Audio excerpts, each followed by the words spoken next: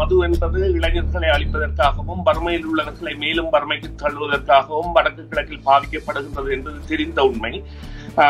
அவ்வாறான ஒரு சிபாரிசுக்கு அவர் செல்ல வேண்டிய சைவ படமாக இருக்கின்ற அவர் அவ்வாறான ஒரு சிபாரிசுக்கு செல்ல வேண்டிய தேவையில்லை என்பதுதான் எனது தாழ்மையான கருத்து. 2009ஆம் ஆண்டு யுத்தம் முடிந்த காலத்திலிருந்து ஆரம்பத்தில் இருந்த உத்தேசம் கூட இப்போதைக்கு இல்லை. அந்த போர்க்குற்ற விசாரணை என்ற வீதத்தில் முதல் ஆரம்பத்தில் பாத்தீங்கன்னு சொன்னால் தமிழ் பாராளுமன்ற உறுப்பினர்கள் பேசுவதும் கதைப்பதுமா இருந்தது. ஆனால் இப்போது அப்படி அந்த மலங்கடிக்கப்பட்டு இனி வரும் காலங்களில் அது அந்த போர்க்குற்ற விசாரணை நடக்குமோ ஒன்று தெரியாத துப்பாக்கி நிலை இருக்கிறது. குறிய எழுத்து நல்ல 3 குறியும் வச்சு ஒரு நல்ல பெரிய பொட்டும் வச்சுட்டு நாங்கள் சாராய கடை திறந்து சைட்டால பிசினஸ் செய்யறது என்ன ஜனநாயகம் சொல்லி நாங்க சொன்னால் தமிழுக்காக போராடுவார்கள் என்று சொன்னால் அப்ப இவர்கள் எல்லாம் என்ன செய்வது? இவருடைய அந்த சாயம் நீங்கள் சொன்னதை விட எல்லாம் கிழித்து தொங்க விட்டு விட்டார்கள். இவர் என்ன கொடுத்தார், என்ன அவருக்கு எத்தனை சாராய கடை இருக்கிறார் சொல்லி. சோ இப்ப எங்களுடைய பிரச்சனை எத்தனை சாராய கடை திறப்பது என்பதுதான் எங்களுடைய என்ன தமிழ் தேசியவாதிகளின் முக்கிய பிரச்சனையா இருக்கிறதே தவிர தமிழனுக்கு என்னத்தை பெற்றுக் கொடுப்போம் என்பதில் இல்லை. ஆனா இந்த அனுரகுமார் திசாநாயக்க தெரிவு செய்யப்பட்டதிலிருந்து சிங்கள இனவாதிகள் கூட சில பேர் பல பேர் சொல்லலாம் அவர்கள் கூட ஓகே மூவின மக்களும் ஒன்றா வாழும்னு சொல்லி இப்போது ஒரு மாற்றத்தை தான் நான் ஒரு காணுகிறேன். இலங்கை அவசரமா கேஷ் தேவைன்னு வரும்போது அடுத்தவங்கள்ட்ட நாங்க கேட்கறதையும் விட எங்களுடைய நகையை அடகு வைக்கிறது வசதியானது. வட்டி அதிகமா இருக்குமோ இல்ல நகை பாதுகாப்பா இருக்குமோன்னு நீங்க நினைக்கலாம். அதுக்காகத்தான் நான் கேஷ் பாயிண்ட்ல அடகு வைக்க வந்திருக்கேன். மிக குறைந்த வட்டி, லாக்கர்ல வைக்கிற மாதிரி நகைய பாதுகாப்பா வச்சிருக்காங்க. இதை விட என்னங்க வேணும்? Cash Point, money transfer, currency exchange, check cashing, cash for gold, gold loans அனைத்துக்கும் Cash Point. FM 101.3 செய்தியின் பின்னணி நிகழ்ச்சியில் உங்கள் அனைவரையும் சந்திப்பதில் மிக மகிழ்ச்சி அடைகின்றோம்.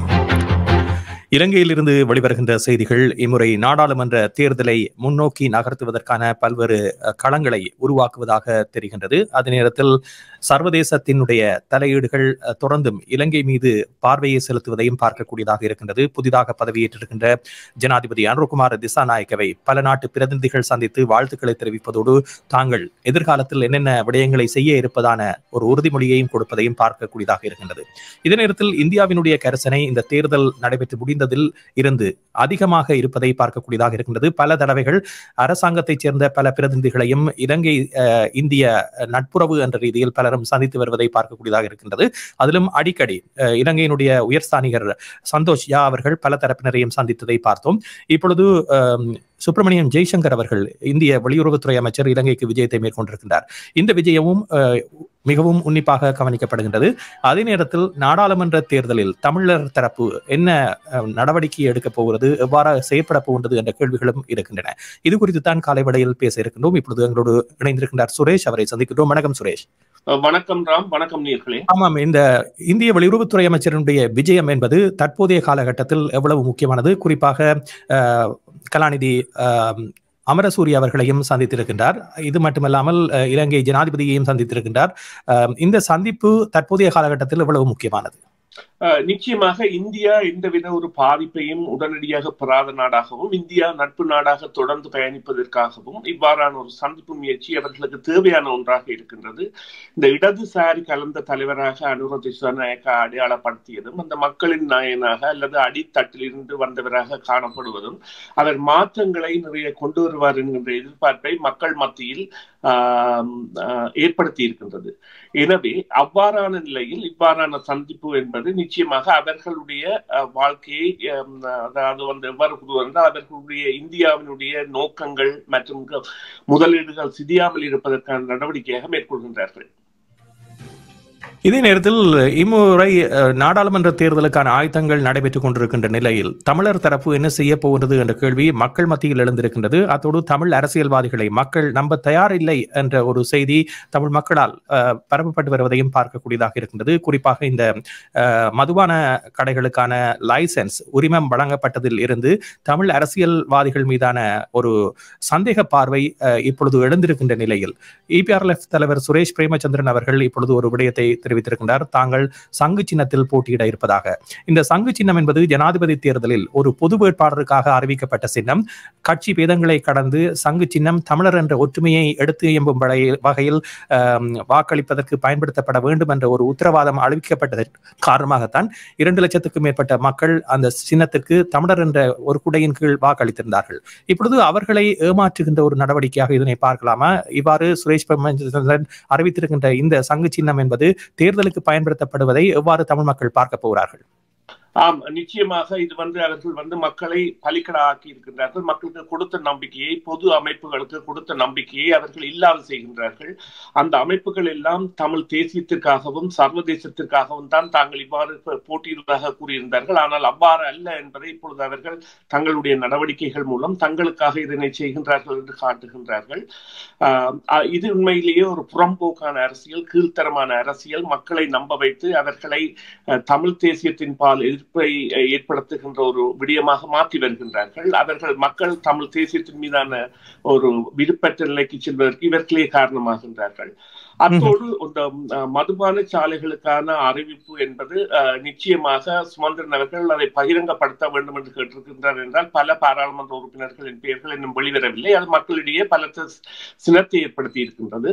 எனவே அந்த நடவடிக்கை கூட நிச்சயமாக ஒரு பாதிப்பை இந்த தேர்தலில் ஏற்படுத்தும். அந்த வாக்கு வீதத்தில் அது ஒரு மாற்றத்தை ஏற்படுத்தும்.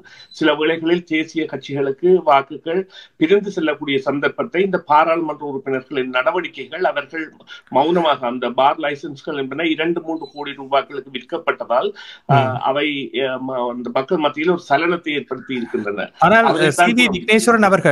சி வி விக்னேஸ்வரன் அவர்கள் ஒரு விடயத்தை குறிப்பிட்டிருந்தார். அதாவது பத்திரிகையாளர் சந்திப்பில் இது ஒரு விதவை பெண்ணுக்கு வழங்கப்பட்ட ஒரு சிபாரிசாகத்தான் வழங்கப்பட்டிருந்தது என்று. இதில் ஏன் உண்மை இருக்கக்கூடாது? அப்படி இருந்தால் இவ்வாறு நாடாளுமன்ற உறுப்பினர்கள் மீது சுமத்தப்படுகின்ற குற்றச்சாட்டுகள் பொய்யானவையாக மாறும் அல்லவா? இல்லை, அவ்வாறு அவர் செய்வதாக இருந்தால் வேறு எதையாவது செய்திருக்கலாம். மது என்பது இளைஞர்களை அழிப்பதற்காகவும் வறுமையில் உள்ளவர்களை மேலும் வறுமைக்கு தள்ளுவதற்காகவும் வடக்கு கிழக்கில் பாவிக்கப்படுகின்றது என்பது தெரிந்த உண்மை. அவ்வாறான ஒரு சிபாரிசுக்கு அவர் செல்ல வேண்டிய சைவ பழமாக இருக்கின்ற அவர் அவ்வாறான ஒரு சிபாரிசுக்கு செல்ல வேண்டிய தேவையில்லை என்பதுதான் எனது தாழ்மையான கருத்து. தமிழ் FM 101.3 நேர்கள் கேட்டுக்கொண்டிருப்பது காலை நேர ஒலிபரப்பு. புத்தம்பது காலை நிகழ்ச்சியில் தொடர்ந்து நேர்களை சந்திக்க போன்றோம். தற்போதைய காலகட்டத்தில் தமிழர்கள் ஓரணியில் திரள வேண்டும் என்ற கோரிக்கை முன்வைக்கப்படுகின்றது. ஆனால் நடைமுறை சாத்தியமாக பார்க்கின்ற பொழுது அது சாத்தியமாகாத ஒரு நிலையே காணப்படுகின்றது. ஏனென்றால் ஒவ்வொரு கட்சிகளும் தங்களோடு இணைந்து பயணிக்க வருமாறு ஒவ்வொருவரிடமும் கோரிக்கை விடுகின்ற நிலையில் அந்தந்த கட்சிகள் இல்லை, எங்களுடைய கட்சியில் தான் நீங்கள் இணைய வேண்டும் என்ற ஒரு விடயத்தை முன்வைத்துக் கொண்டிருக்கின்றார்கள். ஆகவே இது சாத்தியமாகாத ஒரு விடயமாக இருக்கும் என்ற ரீதியில் தமிழர்கள் ஒரு விரக்தி நிலையை அடைந்திருக்கின்ற சூழலும் காணப்படுகின்றது. இதே நேரத்தில் இம்முறை நாடாளுமன்ற தேர்தலில் தமிழர் பிரதிநிதித்துவம் எவ்வாறு இடம்பெற வேண்டும் என்பதனை தீர்மானிக்கும் ஒரு சக்தியாக அனைவரும் ஒன்றிணைந்து செயற்படுவதுதான் பொருத்தமானதாக இருக்கும் என்று சிவில் அமைப்புகள் கூறியிருக்கின்றன. இதனை எவ்வாறு பார்க்கின்றீர்கள் என்பது பற்றி இன்றைய நிகழ்ச்சியில் பேச இருக்கின்றோம். இப்பொழுது நிகழ்ச்சியில் கலந்து கொள்ள நேயரை சந்திப்போம். வணக்கம். வணக்கம் ரசிகன், எப்படி இருக்கீங்க? மிகவும் நலமாக இருக்கின்றேன் ரசிகன், நீங்கள் எப்படி இருக்கின்றீர்கள்? நான் நல்லா இருக்கேன். உண்மையிலேயே அதான் தமிழ் மக்களுக்கு ஒரு சிதம்பர சக்கரம் மாதிரி தான் ஒரு நிலைமை. எல்லாருமே அதான் பிழைப்புக்காகத்தான் இங்கு அரசியல் நடத்துகிறார்களே தவிர தமிழர்களுக்காக அரசியல் நடத்துகிறவர்கள் மிக மிக எண்ணிக்கையில் குறைவு என்றுதான் நான் சொல்லுவேன். ஆகவே இதுவரை காலமும் இந்த தேசியம், சுய நிர்ணயம் போன்ற சொற்கள் அவர்களுடைய நன்மைக்காகவும் அரசியல் நகர்வுகளுக்காகவும் பயன்படுத்தப்பட்டிருக்கிறதா? நிச்சயமாக அதுல எந்தவித there is no doubt about it. நிச்சயமாக அதுக்குத்தான் பயன்படுத்தப்பட்டவர். ஆய்வாளர் அண்ணன் சொன்ன மாதிரி குறிய எழுத்து நல்ல 3 குறியும் வச்சு ஒரு நல்ல பெரிய பொட்டும் வச்சுட்டு நாங்கள் சாராய கடை திறந்து சைட்டால பிசினஸ் செய்யறது என்ன ஜனநாயகம் சொல்லி நாங்க சொன்னால் தமிழுக்காக போராடுவார்கள் என்று சொன்னால் அப்ப இவர்கள் எல்லாம் என்ன செய்வது? இவருடைய அந்த சாயம் நீங்க சொன்னதை விட எல்லாம் கிழித்து தொங்க விட்டு விட்டார்கள். இவர் என்ன கொடுத்தார், அவருக்கு எத்தனை சாராய கடை இருக்கிறார் சொல்லி. சோ இப்ப எங்களுடைய பிரச்சனை எத்தனை சாராய கடை திறப்பது என்பதுதான் எங்களுடைய என்ன தமிழ் தேசியவாதிகளின் முக்கிய பிரச்சனையா இருக்கிறதே தவிர தமிழனுக்கு என்னத்தை பெற்றுக் கொடுப்போம் என்பதில் இல்லை.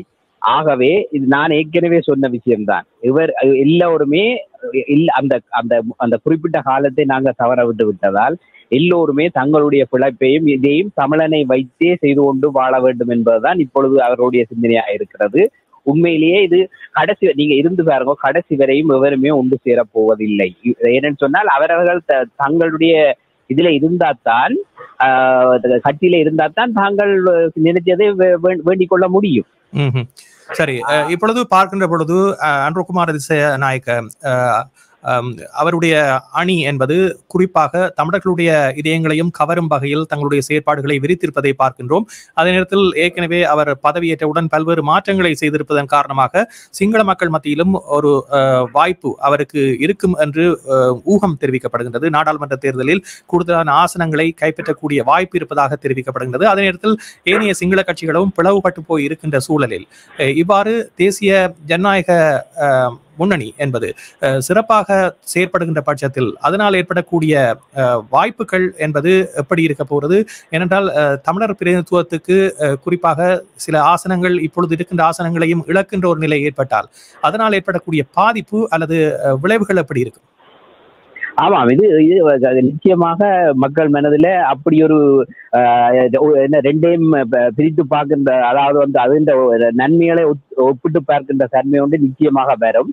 என்னை பொறுத்தவரை நானும் தேசியத்தை தான் விரும்புறேன். ஆனா அதே நேரத்துல நாட்டுக்கு மக்களுக்கு நல்லது செய்யற ஒருவர் வந்தால்தான் அந்த நாடு சிறப்பாக வந்து அதுக்கு பிறகு நாங்கள் தீர்வுகளை பற்றி நகரலாம். என்னன்னு சொன்னா இனி எங்களுக்கு வேற சாய்ஸே இல்லை. அப்படி என்று பார்க்க நிச்சயமாக மக்கள் என்ன சொல்றது, என்ன சாட்சிக்காரன் கால விழுகிற என்ன ஏதோ சொல்லுவார்கள், சண்டைக்காரன் காலில் விழலாம்னு சொல்லி, அப்படி அந்த ரீதியில தான் மக்கள் இப்ப சிந்திக்க தலைப்படுவார்கள் என்று சொன்னால், நீங்க எடுத்து பார்த்தால் ஒவ்வொருவருமே எவ்வளவு பெரிய ஊழல்வாதிகளாக காட்சிப்படுத்தப்படுகிறார்கள். அவர்களுடைய பேக்ரவுண்டை செக் பண்ணி கொண்டு போனீங்கன்னு சொன்னால் இவருமே தேசியத்தோடு இருப்பதாக தெரியவில்லை. ஆகவே மக்களுடைய சாய்ஸ் வித்தியாசமாகத்தான் இருக்க போறதுன்றது என்னுடைய கருத்து. நன்றி ரசிகன். நிகழ்ச்சியில் கலந்துள்ளமைக்கு அடுத்த நேரை சந்திக்க போன்றோம். நிகழ்ச்சியில் கலந்து கொள்ள 4165930555 தமிழ் அரசியல்வாதிகளை மக்கள் நம்புகிறார்களா இல்லையா? என்ன காரணத்திற்காக அவர்களுடைய நிலை இவ்வாறான ஒரு நிலைக்கு சென்றிருக்கின்றது? இம்முறை தேர்தலுக்கான நாட்கள் நெருங்குகின்ற நிலையிலும் கூட இன்னமும் ஒரு தீர்மானம் எடுக்கப்படாத நிலையில் தமிழினம் இருக்கின்றது. ஏற்கனவே ஜனாதிபதி தேர்தலில் அவ்வாறான ஒரு நிலை இருந்து பொது கட்டமைப்பு என்ற ஒரு கட்டமைப்பு கையில் எடுத்ததன் காரணமாக ஓரளவு வாக்குகளை பெறக்கூடிய ஒரு நிலை இருந்தது. இருந்தாலும் அது போதாது என்று விமர்சனம் தான் இருந்து கொண்டிருக்கின்ற சூழலில், இப்பொழுதைய சூழலில் மக்கள் ஒரு எதிர்பார்த்த தீர்வை வழங்காமல் வித்தியாசமான முடிவை வழங்கி இருக்கின்ற நிலையிலும் கூட தொடர்ந்து நாடாளுமன்ற தேர்தலை இவர்கள் சந்திக்க போகின்ற நிலை என்பதை எப்படி பார்க்கிறீர்கள்? அடுத்த நேர் வணக்கம். வணக்கம், யார் பேசுகிறீர்கள்? கஜன் பேசுறேன். என்ன பேர்? கஜன் பேசுறேன். கஜன் சொல்லுங்கள். இப்ப இலங்கை அரசியல் எடுத்துக்கொண்டால் இப்ப தமிழ் கட்சியில் மட்டும் பிளவுபட்டிருக்கவில்லை, முஸ்லிம் கட்சி, சிங்கள கட்சி, எல்லா கட்சியிலும் பிளவுபட்டு இருக்கு. ஆனா இவர்கள் அரசியல்வாதிகள் அரசியல் மட்டும் அரசியல் செய்யாமல் தங்களுடைய தொலைநோர் தங்களுடைய வியாபாரத்துக்காண்டியும் இப்படி இது போன்ற பார் லைசன்ஸ்களை எடுத்து அதே நேரத்துல மதுக்கு ஆர்ப்பாட்டம் பண்ணி அதுக்காக அவர்களே அந்த பார் லைசன்ஸ் வச்சு நடத்துவதுன்றது தமிழ் மக்களை ஏமாற்ற ஒரு செயலா தான் நான் பாக்குறேன். ஆமா, நீங்கள் குறிப்பிட்டீர்கள் ஏனைய கட்சிகளிலும் பிளவுகள் இருக்கின்றன என்று. ஆனால் தேவை என்பது ஏனைய இனங்களுக்கோ அல்லது ஏனைய மக்களுக்கோ இருக்கின்ற ஒரு நிலையில் இருந்து இன்று தொடர்ந்து காணாமலாக்கப்பட்டவர்களாகட்டும் சரி அல்லது ஒரு போர்க்குற்ற விசாரணை ஆகட்டும் சரி, பாதிக்கப்பட்ட இனம் என்ற ரீதியில் பார்க்கின்ற பொழுது இதுவரை காலமும் ஒரு குடையின் கீழ் செயற்பட்டால் தான் அந்த ஒற்றுமையை பலம் என்ற ஒரு விடயத்தை வெளியுலகுக்கு காட்ட முடியும் என்ற ஒரு நம்பிக்கை இருந்தது. அது இப்பொழுது தகர்த்தெறியப்பட்டிருப்பதாக நீங்கள் பார்க்கவில்லையா? நிச்சயமாக இனி வருங்காலங்களில் தமிழ் மக்கள், தமிழ் கட்சிகளை அனைவரும் ஒன்றாக ஒரே குடையங்கள் நீங்கள் பயணித்தால் மட்டுமே நீங்கள் இந்த தமிழ் மக்களுடைய அபிலாஷைகளை வென்றெடுக்க முடியுமோ தவிர நீங்கள் பிளவுபட்டு இருப்பதால் அது எதிர்கட்சி அவர்களுக்கு தான் தமிழ் மக்களுக்கு தீர்வு வழங்கும் விடயத்திலேயோ அதாவது போர்க்குற்ற விசாரணையிலேயோ பல பிரச்சனைகளை அவங்க ஒரு முடிவுகள் எடுக்க முடியாது. நீங்கள் தற்போது பாத்தீங்கன்னா 2009ஆம் ஆண்டு யுத்தம் முடிந்த காலத்திலிருந்து ஆரம்பத்தில் இருந்த உத்தேசம் கூட இப்போதைக்கு இல்லை. அந்த போர்க்குற்ற விசாரணை என்ற விதத்தில் முதல் ஆரம்பத்தில் பாத்தீங்கன்னு சொன்னால் தமிழ் பாராளுமன்ற உறுப்பினர்கள் பேசுவதும் கதைப்பதுமா இருந்தது. ஆனா இப்போது அப்படி அந்த மலங்கடிக்கப்பட்டு இனி வரும் காலங்களில் அது அந்த போர்க்குற்ற விசாரணை நடக்குமோ ஒன்றுமே தெரியாத துப்பாக்கி நிலை தான் இருக்கிறது. ஆனா என்னை பொறுத்தவரை இனி வரும் காலங்களில் இந்த அரசியல் இந்த பாராளுமன்ற உறுப்பினர் தெரிவு செய்யும் பணியில் ஒரு இளம் சமுதாயத்தினரை கொண்டு வழிநடத்தும் சரிய முதியோர்களை கொண்டு வழிநடத்தக்கூடாது. அவர்களுக்கே ஒரு 2 பேர் தேவை அவர்களை பராமரிப்பதற்கு. சரி, இவ்வாறு கரை படிந்த கரங்கள் அல்லது இவ்வாறு விமர்சனங்கள் முன்வைக்கப்படுகின்ற நாடாளுமன்ற உறுப்பினர்கள் அல்லது முன்னாள் நாடாளுமன்ற உறுப்பினர்கள் தொடர்ந்து அரசியலில் ஈடுபடுவதற்கு இந்த தேர்தலில் குதித்தால் மக்கள் ஒரு விழிப்பாக இருப்பார்கள் என்று நீங்கள் நினைக்கிறீர்களா? நிச்சயமா விழிப்பாக இருக்கணும், விழிப்பாகத்தான் இருக்க வேண்டும். ஏன்னா இளம் சமுதாயத்தினர் தான் இந்த நாட்டுக்கு தமிழ் இனி வரும் காலங்கள் தமிழ் பிரச்சனைகள் போய் பார்லிமெண்ட்ல கரைக்க வேண்டிய நேரமும் சந்தர்ப்பம் வராது. என்றால் நீங்கள் ஜனாதிபதி ஊடக அவர்களுக்கு நீங்கள் உங்களுடைய பிரச்சனை சொன்னா அவர்களே அந்த பிரச்சனையை தீர்த்து கொள்வார்களுக்கு இவர்கள் தான் போய் பார்லிமெண்ட்ல கத்தி கொண்டு பிரச்சனை தீர்ப்பான்றதெல்லாம் அதெல்லாம் ஒரு காலம் முடிந்து விட்டது. இனி ஒரு காலங்களில் நீ அப்படி நடக்கக்கூடிய சந்தர்ப்பங்கள் மிக மிக குறைவு. இவர்கள் போயிட்டு பார்லிமெண்ட்ல நான் தமிழ் மக்கள் காண்டி கரைக்கிறேன் நான் தெரிவிக்க அதாவது ஒன்றுமே நீடிக்காது. ஆனா இந்த அனுரகுமார் திசாநாயக்க தெரிவு செய்யப்பட்டதிலிருந்து சிங்கள இனவாதிகள் கூட சில பேர் பல பேர்னு சொல்லலாம், அவர்கள் கூட ஓகே மூவின மக்களும் ஒன்றா வாழும்னு சொல்லி இப்போது ஒரு மாற்றத்தை தான் நான் ஒரு காணுகிறேன். நன்றி கஜன். நிகழ்ச்சியில் கலந்துள்ளமைக்கு அடுத்த நேரை சந்திக்க போன்றோம். 4165930055. வணக்கம், யார் பேசுகின்றீர்கள்? வணக்கம், நான் சிவா கதைக்கிறேன். சொல்லுங்கள் சிவா. என்னென்றால் நிச்சயமாக மிகவும் உற்சாகமாக சில தேர்வுகளை உருவாக்க வேண்டும். என்னவென்றால் பாருங்கள், இப்ப சிங்கள மக்கள் ஒரு வித்தியாசமான ஒரு போக்கை கடைபிடிக்கிறார்கள். என்னவென்றால் திருந்தி விட்டார்கள் என்று சொல்லலாம். ஆனா இதே சமயத்தில் தமிழ் மக்களும் திருந்தியே ஆக வேண்டும். பாருங்கள், இப்ப வருகின்ற செய்திகள் முழுக்க எவ்வளவு மோசமா இருக்கிறது. இப்ப ஒரு 15-20 வருஷத்துக்கு முன்னாடி நீங்கள் தமிழ் மக்கள் என்று குறிப்பிடுகிறீர்கள், மக்களா அரசியல்வாதிகளா? ஏனென்றால் இங்க 2 விடயங்கள் இருக்கின்றன. இல்ல அரசியல்வாதிகள் திருந்த போறது இல்ல, தமிழ் மக்கள் தான் இப்ப திருந்தோணும். இப்ப அதாவது எதிர்கால ஜெனரேஷனை உருவாக்க வேண்டும். இப்ப பாருங்க, தேவிக்கு எதிர்பார்த்ததா தாங்கள் வெல்லுவோம் என்று சிங்கள மக்களின் தீர்மானங்கள் தெரிய வருது. அவர்களின் ஊழல்கள், அரசியல்வாதிகள் ஊழல் பார்லிமெண்ட் யார் காலேஜ் வைக்கிறமோ ஊழலை அப்கிரேட் பண்ற மாதிரி தான். ஊழல் அப்கிரேட் பண்ணிடும் பார்லிமெண்ட்ல போய் எல்லாரும்.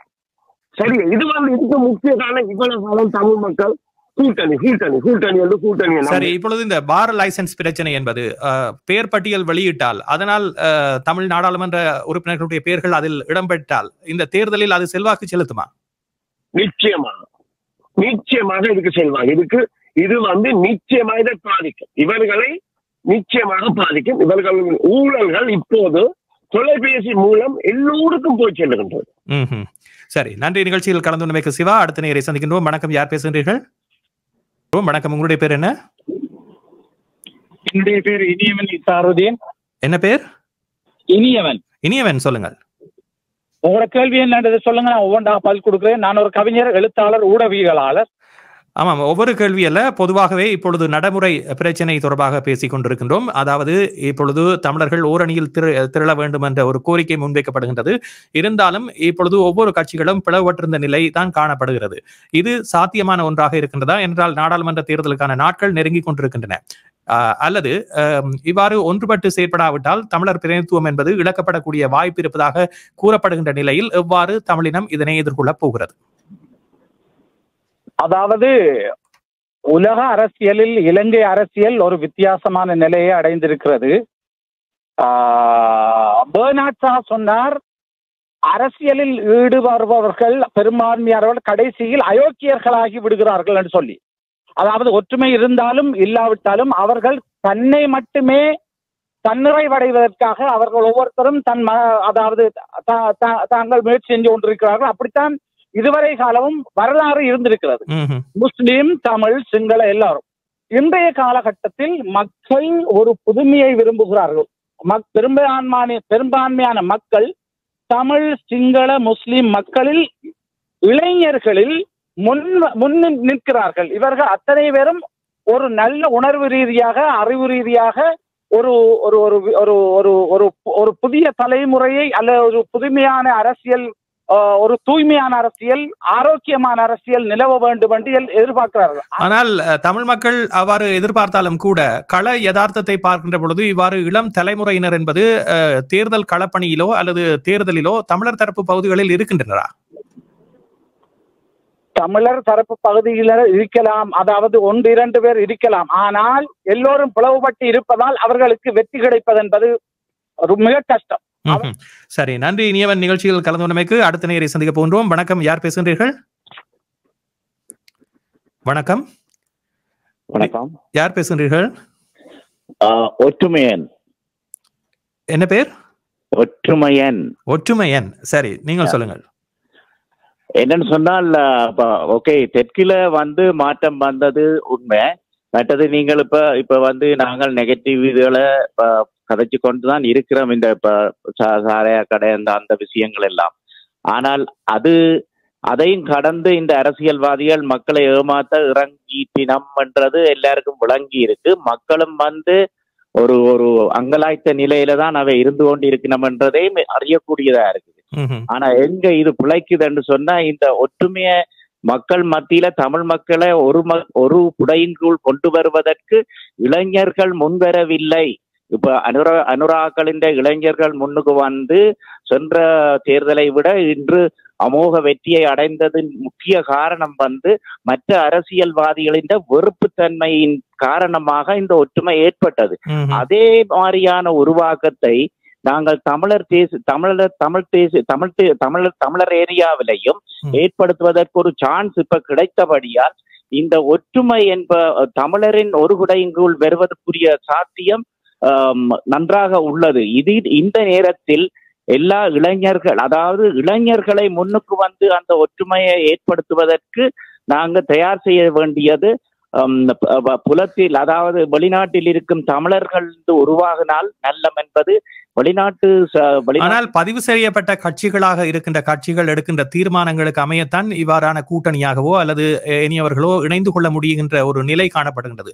அவ்வாறு இருக்கின்றவர்கள் அதற்கான இடத்தை ஒதுக்காமல் அல்லது இடத்தை விடாமல் தொடர்ந்து அவர்கள் தீர்மானிக்கும் சக்தியாக இருக்கின்ற பொழுது எவ்வாறு புதிய தலைமுறையினர் உள்ளே ஈர்க்கப்படுவார்கள்? சில சுயேட்சையாக போட்டியிடுகின்ற இளைஞர்கள் இன்று வவுனியா போன்ற இடங்களில் போட்டியிட இருப்பதாக அறிவித்திருக்கின்றார்கள். அவர்கள் உள்ளூராட்சி சபை தேர்தலில் பிரதிநிதிகளாக தெரிவு செய்யப்பட்டிருக்கின்றார்கள். இருந்தாலும் இப்போதைய தேவை என்பது உடனடியாக இருக்கின்ற தேவையாக இருக்கின்ற பொழுது அதனை நிறைவேற்ற முடியாத ஒரு நிலையில் தானே இருக்கிறார்கள். நீங்கள் பேரளவில் அவ்வாறான ஒரு ஆசையை கொண்டிருப்பவர்களாக இருந்தாலும் யதார்த்த நிலை என்பது வித்தியாசமாக இருக்கிறது. ஆனா அந்த யதார்த்த நிலைக்கு நாங்கள் ஒரு சிவில் சமூகம் ஒற்றுமையாக வந்தது மாதிரி ஏன் நாங்கள் ஒரு இளைஞர் சமுதாயம் ஒற்றுமையாக அந்த அந்த தற்போதைய அரசியல்வாதிகள் அல்லது அரசியல் கட்சிகளை ஒற்றுமையாக்குவதற்கு இல்லாட்டியும் ஒரு அரசியல் கட்சியை பிடித்து அந்த சிவில் சமூகம் அந்த குடையின் கீழ் அந்த ஒற்றுமையை ஏற்படுத்துவதற்கு ஏன் நாங்கள் முன்வர்றதுக்கு வெளிநாட்டில் உள்ள சக்திகள் ஒற்றுமையாக அந்த ஆகவே நீங்கள் இப்பொழுது சொல்வது சுரேஷ் பிரேமச்சந்திரன் எடுத்திருக்கின்ற இந்த முடிவு சங்கு சின்னத்தில் தாங்கள் போட்டியிட இருப்பதாக அறிவித்திருப்பதை எல்லோரும் ஏற்றுக்கொள்ள வேண்டும் என்று கூறுகிறீர்கள். ஒரு பக்கத்தாலே அப்படியும் யோசிக்கலாம். நாங்கள் அந்த அதுக்கு இறங்கி அந்த சங்கு சின்னத்தை எடுப்பதற்கு சுரேஷ் பிரேமச்சந்திரனையை யூஸ் பண்ணியும் செய்யலாம். அல்லது எந்த ஒரு கட்சியும்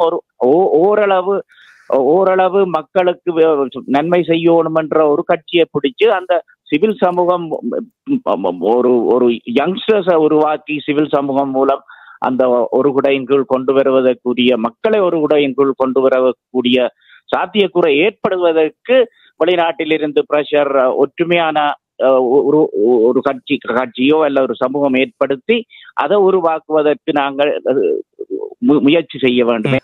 செய்தியின் பின்னணியை கேட்டுக்கொண்டிருக்கின்றீர்கள். இன்றைய நிகழ்ச்சியில் நேர்களையும் நாங்கள் சந்தித்துக் கொண்டிருக்கின்றோம். நாடாளுமன்ற தேர்தலில் தமிழ் கட்சிகள் ஒன்றிணைந்து ஒரு கூட்டணியாகவோ அல்லது ஒன்றாகவோ இணைந்து போட்டியிட முன்வர வேண்டும் என்றும் அதற்கு தமிழ் மக்கள் ஆதரவை அளிக்கின்ற பொழுது இருக்கின்ற நாடாளுமன்ற ஆசனங்களையாவது தக்க வைத்துக் கொள்ள முடியும் என்ற ஒரு கோரிக்கை சிவில் அமைப்புகளால் முன்வைக்கப்பட்டிருக்கின்றது. இருந்த போதிலும் கட்சிகள் பிளவுபட்டிருக்கின்றன. அத்தோடு ஒவ்வொரு நாடாளுமன்ற உறுப்பினர்கள், முன்னாள் நாடாளுமன்ற உறுப்பினர்கள் மற்றும் ஏனையவர்கள் போட்டியிட இருப்பவர்கள் என்று அனைவரும் பிளவுபட்டிருக்கின்ற ஒரு சூழல் காணப்படுகின்றது. இதனை எவ்வாறு எதிர்கொள்வது என்பது குறித்து பலரும் சிந்தித்து வருவதை பார்க்கக்கூடியதாக இருக்கின்றது. இதே நேரத்தில் ஊழல் குற்றச்சாட்டுகள் தொடர்பாகவும் தற்பொழுது தகவல்கள் வெளிவருகின்ற நிலையில் அவை நிரூபிக்கப்படும் பட்சத்தில் ஏற்கனவே இந்த தேர்தலில் போட்டியிடுகிறவர்களுடைய நிலை எவ்வாறு இருக்கும் என்பதனை பற்றியும் பேசிக் கொண்டிருக்கின்றோம். இப்பொழுது நிகழ்ச்சியில் கலந்து கொள்ள வரும் அடுத்த நேயரை சந்திக்க போகின்றோம். வணக்கம். விஜய், சொல்லுங்கள். என்ன பொறுத்தவரை இந்த ஒரு கூட்டத்துல அரசியல் கட்சிகள் ஒற்றுமையாக சொல்லி சொன்னா அந்த அந்த ஒற்றுமையில என்ன இருக்கணும் நாங்க பாக்குவோம். அந்த ஒற்றுமையில என்ன இருக்கணும்னு பாக்குற மனோல மக்கள்கிட்ட இல்ல. இப்ப என்னத்தை நீங்க எதிர்பார்க்குறீங்க? முதல்ல நான் மக்கள் என்ன எதிர்பார்க்கறாங்கன்னு தான் பார்க்கலாம். மக்கள் திராவிட ஒரு நாள் ஒரு அரசியல்வாதி போட்டு இலக்கியமாக சொல்றேன் 3 ரூபாய் நாங்க எதிர்பார்த்து கொண்டிருக்கிறோம், 10 ரூபாய் நாங்க 10 ரூபாய் வாங்கணும். அவசியம் வந்து தமிழர்களுக்கு இல்லை. சரி, அதே நேரத்தில் நீங்கள் கூறுகின்ற ஒரு விடயத்தோடு தொடர்புடைய விடயம், அதாவது கடந்த காலங்களில் செயற்பட்டது போன்று ஒரே பாணியில் நாங்கள் பயணிப்பது என்பது சரியானதாக இருக்குமா? ஏனென்றால் காலம் மாறிக்கொண்டிருக்கின்றது, காலத்திற்கு ஏற்ப நாங்களும் மாற வேண்டிய ஒரு சூழல் இருக்கின்ற நிலையில் தொடர்ந்தும் இந்த பயண பாதை என்பது வித்தியாசமானதாக அமைய வேண்டும் என்ற ஒரு கோரிக்கை முன்வைக்கப்படுகின்றது. இதனை நீங்கள் ஏற்றுக்கொள்கின்றீர்களா? என்றால் காலத்துக்கு ஏற்றாற் போன்று மாறக்கூடிய ஒரு நிலை தமிழ் தரப்பில் இல்லை என்ற ஒரு நிலை இருக்கிறது. அதனை அவ்வாறு மாற்றம் குறித்து சிந்தித்தால் அது தேசியத்திற்கு முரணான வகையில் பயணிப்பவர்கள் என்ற ஒரு பேரையும் அவர்களுக்கு ஏற்படுத்தி விடுவதன் காரணமாக இவ்வாறு மாற்று சிந்தனைகளை சிந்திக்கக்கூடியவர்களாக தமிழினம் இல்லாத ஒரு நிலையும் காணப்படுகிறது அல்லவா? நிச்சயமா நீங்க சொல்றது நான் ஃபுல்லா ஏற்றுக்கொள்றேன். நம்ம மாற்று சிந்தனைன்றது வந்து சிங்கள மக்களுக்கு தான் ஏற்படணும், எங்களுக்கு ஏற்படையாது. அவர்களெல்லாம் அடக்குமுறை செய்து கொண்டிருக்காங்க. இப்ப நீங்க அனுரா வந்து எந்த ஒரு மாற்று சிந்தனையோட இங்க வரையில்லை. அவர் வந்து அவங்க சிங்கள தேசிய சிந்தனையோட அவர் வந்திருந்தார். அவரை வச்சு போட்டு நாங்கள் ஆனால் அவரிலும் ஒரு மாற்றம் தென்படுகிறது. இதுவரை காலமும் சிங்கள தரப்பினரால் இந்த மூவின மக்களும் ஒற்றுமையாக வாழ வேண்டும் என்ற ஒரு கோரிக்கை வெளிப்படையாக பேசப்பட்ட விடயமாக இருந்ததில்லை. குறிப்பாக காணாமலாக்கப்பட்ட ஒரு விடயம், அவர் நுவரேலியாவில் பேசிய பேச்சு எல்லாம் தமிழர் மத்தியில் பேசினாலும் கூட ஒரு சிங்கள தலைவரின் மூலமாக பேசப்பட்ட விடயங்கள் தமிழ் மக்கள் மனதிலேயே இடம் பிடிக்கக்கூடிய அளவுக்கு அவருடைய வளர்ச்சி அமைந்திருக்கிறது அல்லவா? நீங்க சொல்றேன் அந்த வாய்ப்பு அந்த பேச்சுக்களை முதல் செய்தாங்க. அதுக்கு அந்த பதவிக்கு வந்தது பிறகு வேற விஷயங்கள் செய்யறாரு. இந்த விஷயங்களை அவர் தலையிட இந்த விஷயங்களை அவர் தலையிட்டாங்கன்னு சொல்லிச்சுன்னா சிங்கள மக்களாலேயே தூக்கி எறியப்படுற நிலவரம் வேறு. இப்ப அதுக்கு வந்த பிறகு பத்தி காய்க்கிறாரு. இப்ப இந்த பார் லைசன்ஸ் சென்டர் வந்து கூட எப்படியும் ஒரு வரைக்கும் அந்த பார் லைசன்ஸ் போட்டாம இருக்குது. புதுக்குடிப்புல பார் இருக்குது, திருநெல்வேலியில பார் இருக்கு, விக்ரம்ல பார் இல்லையான்னு சொல்லி சொன்னா அது எப்படியும் ஒரு எடுக்கத்தான் போறாரு அந்த லைசன்ஸ். அது ஆறு எடுத்தாலே அதை வச்சு நாங்க என்னத்துக்கு ஆகவே இது அதாவது ஒற்றுமையை சீர்குலைப்பதற்கான ஒரு பின்புலத்தில் வெளியிடப்படுகிற செய்தியாக பார்க்கலாமா? நிச்சயமாக மக்களை பொதுவான மக்களை வந்து குழப்பறது மிக சுலபமா இருக்கிறது. மக்கள் வந்து சிந்திக்கிறார்கள். அவர்கள் ஏதோ அவர் சொன்னா சரி, இவர் சொன்னா சரி, அவர் சொன்னாங்க வேலை வந்தோடனே தான் எல்லாம் எல்லாம் செய்வாங்க போட்டு இன்னைக்கு நாங்களே செஞ்சிருந்தாச்சு. ஜனாதிபதி வேலையில இந்த மக்கள் கூட்டம் பிடித்தான். அதே பின்னால போய் பாத்திரம் எல்லாம் செய்து ஒரு நம்பிக்கையில கலந்து கொண்டிருக்காங்க. இது நடக்க போற சாத்தியம் இல்லாத தெரிவிச்சாங்க. எந்த இலக்கம் நாங்க நடந்து கொண்டிருக்கோம். எந்த கட்சிகளுக்கு சார்பா ஒரு நிரந்தரமாக இதுதான் எங்களோட முடிவுன்னு சொல்லி இப்போ நீங்க நிக்கிறோம், அந்த கட்சி நாங்க கொடுக்கணும். அவ்வளவு அதே மாதிரி ஒன்றும் செய்ய முடியாது. சரி, நன்றி விஜய். நிகழ்ச்சியில் கலந்து கொண்டமைக்கு உங்களுடைய கருத்து நன்றி. நன்றி. நிகழ்ச்சியில் கலந்து கொண்டமைக்கு மீண்டும் சந்திப்போம். அடுத்த நேரே சந்திக்க போன்றோம். வணக்கம், யார் பேசுகிறீர்கள்? கரண், சொல்லுங்க. அதாவது இப்ப வந்து நடக்கிற விடயங்கள் வந்து கொஞ்சம் தடுதடியான மாற்றங்கள் சொல்லப்படுவதை தவிர அவை வந்து முழுமை வருவதா இல்லை. இப்ப எத்தனை பேரை கைது கொண்ட விடயங்கள் எல்லாம் ஒன்றும்படி வரவில்லை. சொன்னா அப்படி என்ன செய்யாம இல்லை, பாராளுமன்றமும் கூடவே இல்லை. ஆனா அதற்கான கால இல்லை என்பது மிக குறைவென்று நீங்கள் நினைக்கவில்லையா? ஏனென்றால் இப்பொழுது ஏனைய வரலாற்றில் எடுத்துக்கொண்டால் ஏனைய ஜனாதிபதிகள் பதவியேற்றதன் பார்க்க அவர் செய்த வித்தியாசமான அணுகுமுறைகள் கூட ஒரு மாற்றத்தை உடனடியாகவே செய்யக்கூடிய ஒருவராக இருக்கிறார் அல்லவா?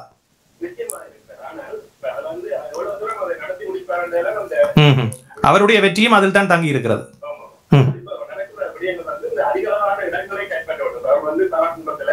பெரும்பான்மையை பெற வேண்டும். அதற்கான முயற்சி வடகிழக்கோட நடைபெறுவதால் அங்கே சில ஆதரவுகளை பெற முடியும் என்று சொன்னால் இந்த கட்சியை வந்து இப்பொழுது 5ஆக பிரிந்திருக்கின்ற பொழுது அந்த அதிக வாக்களை பெற்றால் அந்த பிரிவு வாக்கு மூலமாக மேலதிக எம்பிக்களை பெற முடியும்.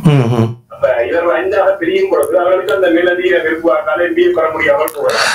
சரி, முதலில் கலந்து கொண்ட நேயர் ஒரு விடயத்தை குறிப்பிட்டார். இளம் தலைமுறையினர் அரசியலுக்குள் நுழையவில்லை என்று. இதற்கான இடைவெளி ஏற்பட்டிருப்பதற்கான காரணம், குறிப்பாக தமிழர் தரப்பில் இளைஞர்கள் இந்த அரசியலில் ஈடுபடாமைக்கான காரணம் என்று நீங்கள் எதனை பார்ப்பீர்கள்?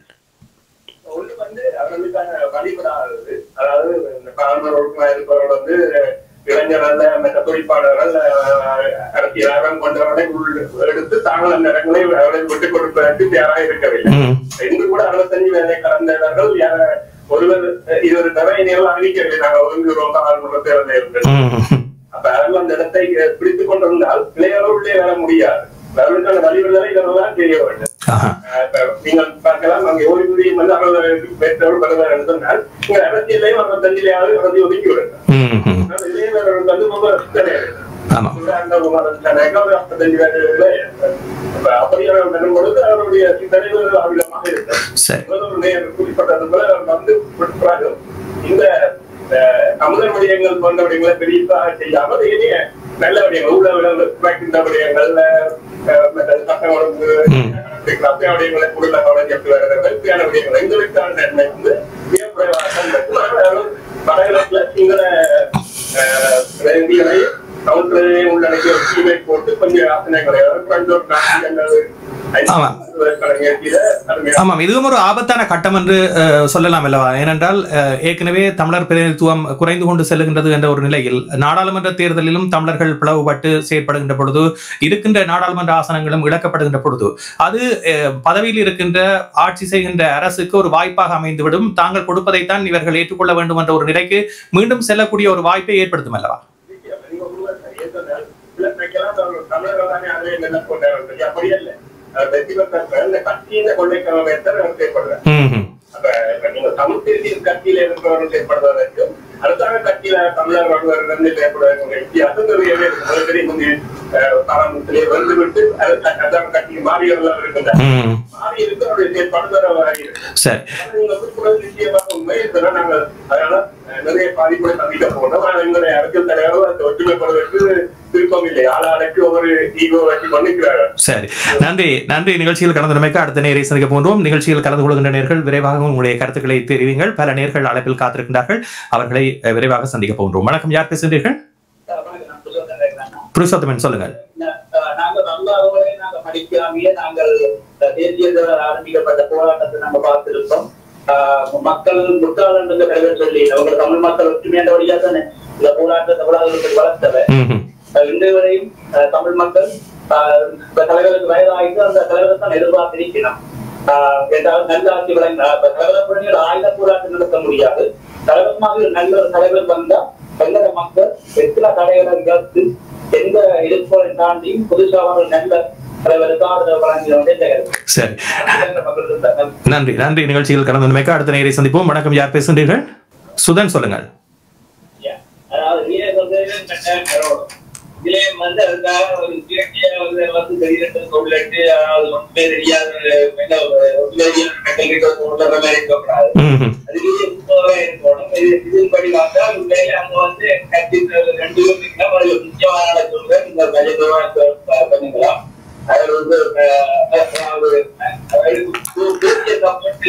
ஆமா, அவர்கள் ஏற்கனவே அரசியலில் இருக்கிறார்கள். இப்பொழுது இளம் தலைமுறையினர் என்று குறிப்பிடுபவர்கள், அதாவது இப்பொழுது படித்து வெளியேறி இருக்கிற இளைஞர்கள் அல்லது பல்கலைக்கழக மட்டத்தில் இருக்கின்றவர்களை தான் இளைய தலைமுறையினர் என்று முன்னர் கலந்து கொண்ட நேயர்கள் குறிப்பிட்டிருந்தார்கள்.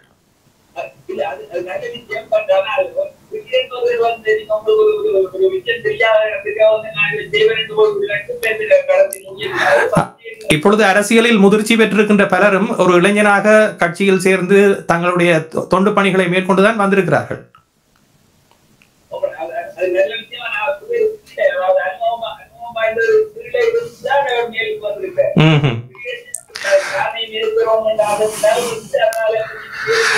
ஆனால் இப்பொழுது பிரச்சனை என்னவென்றால், அதாவது அடிமட்டத்தில் இருக்கின்றவர்களே இளைஞர்களாக இல்லை என்பதுதான் இப்பொழுது பிரச்சனையா இருக்கின்றது. அங்கத்துவ எண்ணிக்கை மிக மிக குறைவாக இருக்கிறது என்று.